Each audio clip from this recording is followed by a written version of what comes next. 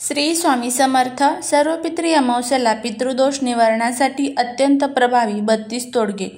ज्यांच्या पत्रिकेत पितृदोष सांगितला जातो अशा जातकांनी रोज नित्यनेमाने दही-भात कावळ्याला आपल्या पितरांच्या नावाने ठेवावा. हा उपाय पितृपक्षात रोज करावा, पण पुढेही चालू ठेवला तरीही चालेल. 1 तांब्याभर पाण्यामध्ये 1 चमचा दूध, 1 चमचा काळे तीळ टाकून हे मिश्रण दररोज सूर्यास्तावेळी पिंपळाच्या झाडाला अर्पण करावे. 7 किंवा 7च्या पटीत प्रदक्षिणा घालाव्यात. 7, 14, 21 प्रदक्षिणा घालताना आपल्या गेलेल्या पूर्वजांचे, उदाहरणार्थ आई वडील, आजी आजोबा, पणजोबा पणजी यांच्या अन्य कोणी असेल तर त्यांच्या नावाने, तसेच आईच्या इकडचे आई वडील, आजी आजोबा तसेच पणजोबा पणजी यांचे स्मरण करावे. प्रदक्षिणा झाल्यावर नमस्कार करताना सर्व पितरांना समर्पयामी असे म्हणावे. 1 कणकेचा दिवा करून त्यात तीळ आणि रुईचे तेल घालून हा दिवा पिंपळाच्या झाडाखाली लावावा व आपल्या पितरांना सद्गती मोक्ष मिळावी यासाठी प्रार्थना करावी. हा उपाय फक्त रविवार सोडून इतर वाराला करावा. यापैकी कोणताही एक उपाय केल्यास 6 महिन्यात पितृदोष दूर होतो, परंतु पुढील देखील ही परंपरा चालू ठेवावी. यामुळे घरात अकस्मात संकटे, वास्तुदोष, सर्पदोष, कुंडलीतील दोष, अकस्मात मृत्यू, अघोरी व्याधी इत्यादी उद्भवत नाहीत.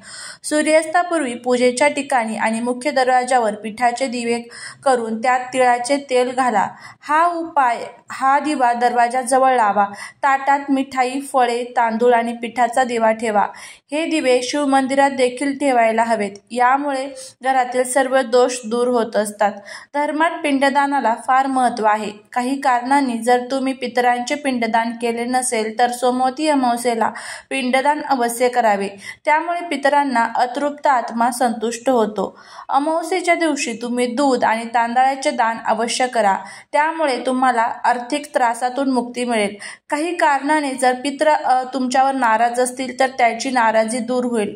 सर्व पितृ अमावस्येला तुम्ही भगवान शिव आणि पार्वतीची पूजा अवश्य करावी. यामुळे तुमच्यावर शिवकृपा राहील. या दिवशी भगवान शिव आणि पार्वतीला हळदी, कुंकू, नारळ, फुले अर्पण करावीत. अमावस्येला काळ्या तिळाचे दान अवश्य करा. त्यामुळे पितृदोष दूर होतो आणि तुमच्यावर कृपा राहते. त्यामुळे तुम्ही जीवनात प्रगती करता. तुम्ही काळे तीळ मंदिरात दान सुद्धा करू शकता. जीवनात कोणत्याही पशुपक्षाला त्रास देऊ नये. एखाद्या असहाय्य जीवाला त्रास दिल्याने राहूचा प्रकोप वाढतो. तसेच सोमवती अमावस्येला तुम्ही कावळा, कुत्रा, गाय, म्हैस अशा कोणत्याही जीवाचा अपमान करू नका. अमावस्येच्या दिवशी पशुपक्ष्यांच्या खाण्याच्या आणि पिण्याच्या पाण्याची व्यवस्था करा. यामुळे पितृ प्रसन्न होतात. असे मानले जाते की अमावस्येला काळे तीळ पितरांना अर्पण केल्याने मोक्ष प्राप्त होतो, कारण तीळ हे पितरांचे प्रतीक मानले जातात. अशा स्थितीत स्नान करून गंगा नदीत काळे तीळ सोडल्याने आपल्या पूर्वजांच्या आत्म्याला शांती मिळते, तसेच ते आनंदी होतात. या दिवशी संध्याकाळी पितरांसाठी दक्षिण दिशेला चौमुखी असलेल्या तेलाचा दिवा लावावा. हा दिवा पितरांचे मार्ग प्रकाशित करतो आणि तुम्हाला त्यांचे आशीर्वाद प्राप्त करून देतो. ज्येष्ठ अमावस्येच्या दिवशी सुखे नारळ नदीत किंवा वाहत्या पाण्यात प्रवाहित करावे. असे केल्याने तुम्ही कालसर्प दोषापासून देखील मुक्त होऊ शकतात. धार्मिक मान्यतेनुसार सर्व पितृ अमावस्येच्या दिवशी पितरांची विशेष पूजा केली जाते. मात्र यावेळी नियमांचे पालन करत पितरांची पूजा केल्याने पितर आपल्या वंशजांना भरपूर आशीर्वाद देतात. सर्व पितृ अमावस्येच्या दिवशी चुकून झालेल्या चुकांची देवाकडे माफी मागावी आणि असं कोणतेही काम करू नये ज्यामुळे पितर नाराज होतात.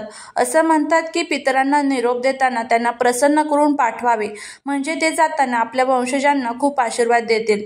पितृदोषापासून मुक्ती मिळवण्यासाठी तुम्ही या काळात रोज गायीला चारा देऊ शकता. असं म्हटलं जातं की या काळात मनापासून गायीला चारा दिल्याने देवी देवतांचा आशीर्वाद प्राप्त होतो. शिवाय श्राद्धविधीचे पुण्य फळ आपल्याला मिळते. पितृदोषापासून मुक्ती मिळवण्यासाठी तुम्ही रोज सकाळी आणि संध्याकाळी दक्षिणेकडे तोंड करून दिवा लावायला हवा. हा उपायही प्रभावी समजला जातो. पितृदोषातून मुक्ती मिळवण्यासाठी तुम्ही या काळात घराची स्वच्छता झाल्यावर गंगाजल शिंपडायला हवे. घरात गंगाजल शिंपडल्याने सकारात्मक ऊर्जा संचारते आणि पितृदोषही दूर होण्यासाठी मदत होत असते. पितृपक्षात स्वयंपाक करताना घराच्या कोणत्याही कोपऱ्यात रिकामी भांडी ठेवू नये, कारण या काळात स्वयंपाकघरात उष्टी भांडी ठेवणे अशुभ मानले जाते. अमावस्येला लावण्यात येणारा दिवा कायम तिळाचा किंवा मोहरीच्या तेलाचा असावा. पूजा करताना अन्नपूर्णा देवीला स्मरण करावे आणि सकाळ संध्याकाळ तिची पूजा करावी. अमावस्येच्या दिवशी घरातील जाळ्या साफसफाई करायला अतिशय चांगला मानला जातो. या अमावस्येला भगवान शंकराची पूजा केली जाते. त्याचबरोबर अमावस्येला पितरांना शांत करण्यासाठी अनेक उपाय सुद्धा केले जातात. हे उपाय केल्यानंतर तुम्हाला पितरांचे आशीर्वाद मिळतात, जीवन प्रगतीत होते. जर तुम्हाला पितृदोष दूर करण्यासाठी कोणतेही उपाय करावेत ते जाणून घ्यायचे असेल तर हा संपूर्ण व्हिडिओ तुम्ही बघा. अमावस्येच्या दिवशी तुम्ही भगवान शिव आणि पार्वतीची पूजा देखील करू शकता आणि त्यांना नारळ फुलं अर्पण करू शकता. वारंवार अपघात होत असल्यास किंवा शरीराला व्याधी होत असल्यास अमावस्येला मुंग्यांच्या वारुळावर 1 पाव गूळ चढवावे. मुंग्यांच्या वारुळावर पाणी टाकू नये. अमावस्येच्या रात्री जर तुम्ही काळ्या कुत्र्याला तेल लावलेली पोळी खाऊ घातली तर ती पोळी कुत्र्याने खाल्ली तर याच्या उपायामुळे सर्व शत्रू शांत होतात. अमावस्येला दारावर आलेल्या भिकाऱ्याला रिकाम्या हाती पाठवू नये. त्याला यथाशक्ती भोजन आणि काही गोड वस्तू दान करावी. याने वैवाहिक जीवनात सुधारता येते. लग्न होत नसल्यास मुलीसाठी हा अतिशय चमत्कारिक उपाय आहे. देवपूजा करताना दह्यामध्ये चिमूटभर हळद आणि 2 कापराच्या वड्यांची पावडर टाकून देवाची टाक आणि मूर्ती स्वच्छ करावी. हा उपाय अमावस्येच्या दिवशी नक्की करावा. अमावस्येला कटुवचन बोलणे टाळावे. अमावस्येला आपल्या मुख्य प्रवेशद्वाराच्या उंबरट्याची पूजा करावी. उंबरट्याला हळदीचे लेपन करावे किंवा उंबरट्यावर हळदीच्या पेस्टने स्वास्तिक काढावे. उंबरटा फुलांनी रांगोळीने सुशोभित करावा. अमावस्येच्या रात्री पितृदेवांना समर्पित असते म्हणून या दिवशी हनुमानाच्या फोटोसमोर दिवा लावून हनुमान चालिसाचं पठण करावं. पाठ झाल्यावर दिवा दाराच्या मुख्य दारावरती ठेवावा. या दिवशी काळ्या मुंग्यांना साखर मिसळलेली कणिक खाऊ घालावी. असं केल्याने तुमच्या सर्व पापांपासून मुक्ती मिळते आणि पुण्यकर्म उदयाला येतील.